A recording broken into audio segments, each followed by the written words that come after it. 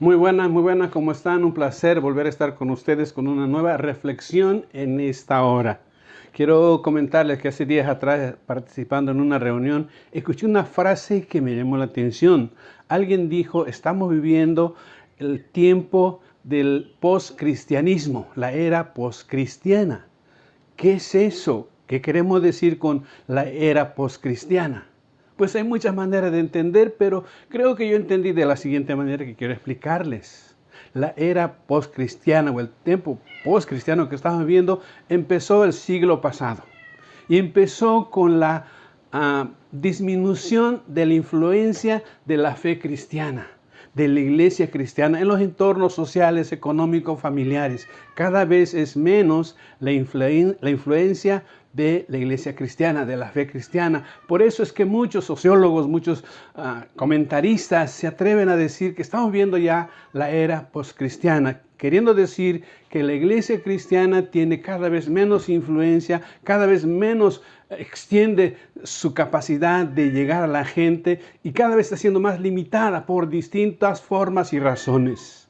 Una de las cosas que limita a la iglesia es que estamos también bajo un ataque sistemático, desde el exterior de la iglesia como desde el interior de la iglesia. Y quiero citar lo siguiente. Quiero citar que, por ejemplo, desde lo interno de la iglesia, algo que afecta y quita la influencia del cristianismo en la sociedad es el testimonio o el mal comportamiento de algunos llamados cristianos, que siendo cristianos, diciendo ser cristianos, no hacen lo que dice la Biblia y se comportan de maneras contrarias a la Biblia, haciendo de esa manera que la gente que les ve, ya sea con criterio sano o de alguna manera solo para justificarse o atacar a la iglesia, dicen eso no es válido, eso no es bueno, porque dicen que cambian y no cambia nada, sigan haciendo las mismas cosas que antes hacían. Eso le quita valor, eso le quita impacto en la sociedad y hay que tener cuidado. Pero también está el ataque externo hacia la iglesia. Es la manera sistemática en que las sociedades, desde los lugares de mayor demanda de poder o de ejercicio del poder, como por ejemplo las Naciones Unidas, a través de leyes que hacen que la iglesia se sienta limitada. Un ejemplo básico nada más. Por ejemplo, hay países donde no se puede predicar de la Biblia en lugares públicos. Hay países donde no se puede citar siquiera de manera pública algunos pasajes de la Biblia. No se puede predicar, por ejemplo, Romanos capítulo 1. No se puede predicar el concepto de que la Biblia, Dios dice que la homosexualidad no es correcta y no es buena para la generación humana. Y si alguien habla de estos temas, puede ser metido a la cárcel y hay pastores en la cárcel.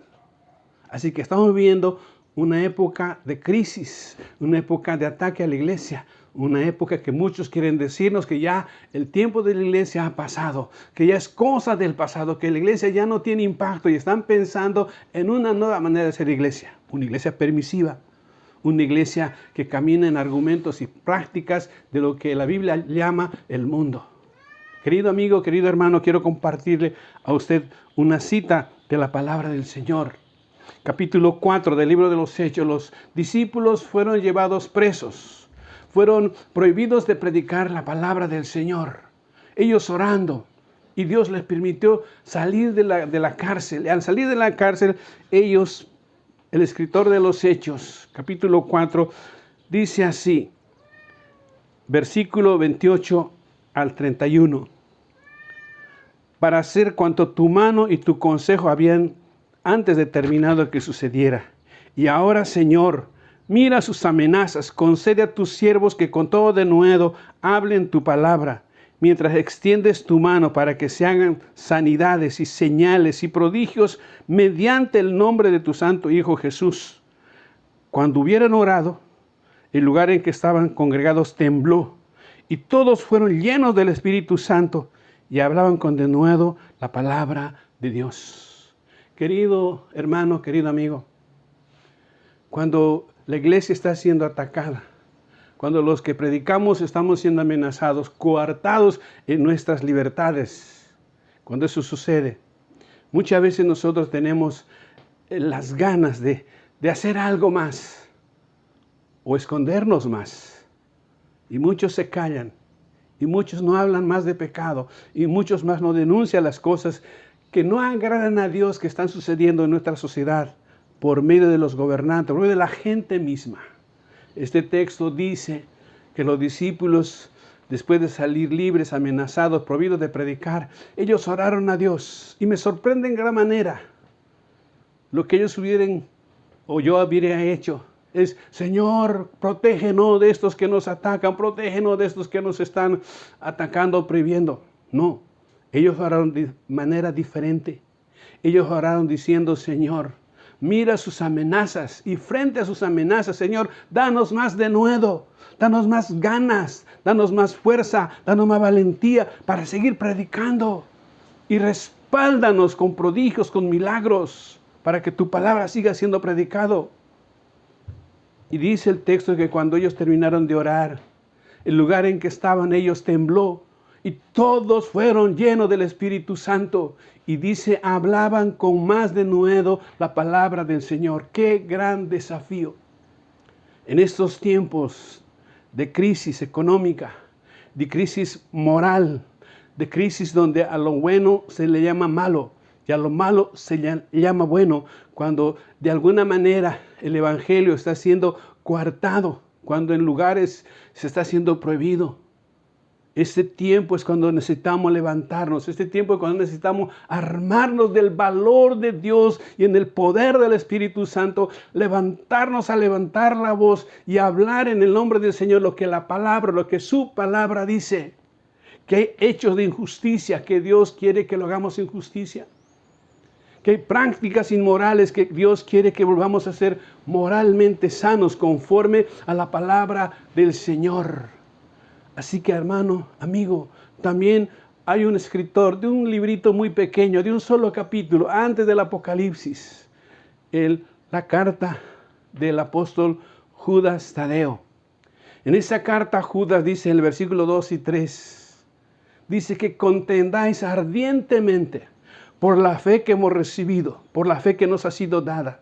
Ese es el tiempo de levantarnos y de contender ardientemente en una lucha espiritual, no una lucha física, no es cuerpo a cuerpo, no es contra personas, sino contra huestes espirituales que habitan en los aires. Levantémonos ardientemente y peleemos la batalla de la fe. ¿Cómo hacemos esta batalla? Quizás algunos pasos bien simples y sencillos, pero poderosos. Número 1, leer la palabra del Señor. Conocer lo que dice Dios para discernir qué es bueno y qué es malo. Para ver que Dios dice una palabra: yo voy a estar a tu lado, no te voy a dejar. Yo voy a estar contigo. Pero también estar en una actitud de continua comunión con Dios.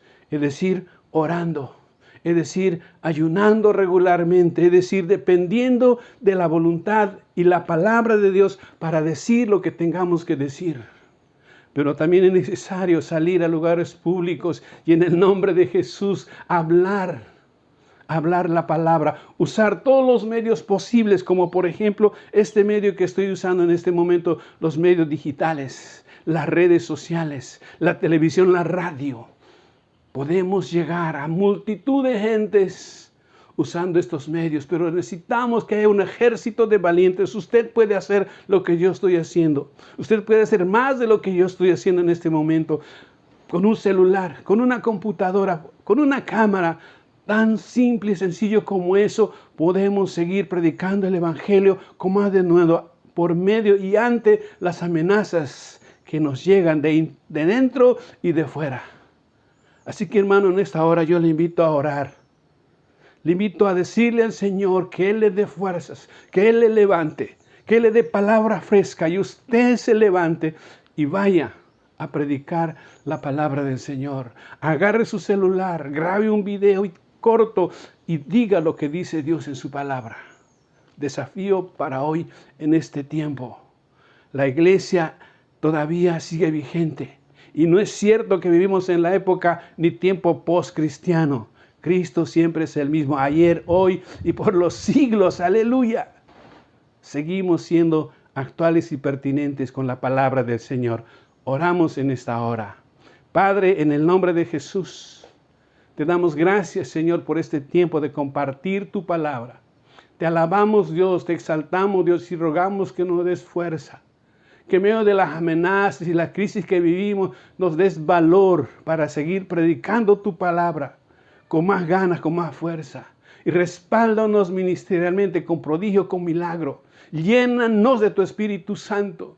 Llena a mis hermanos que están viendo, escuchando esta pequeña reflexión.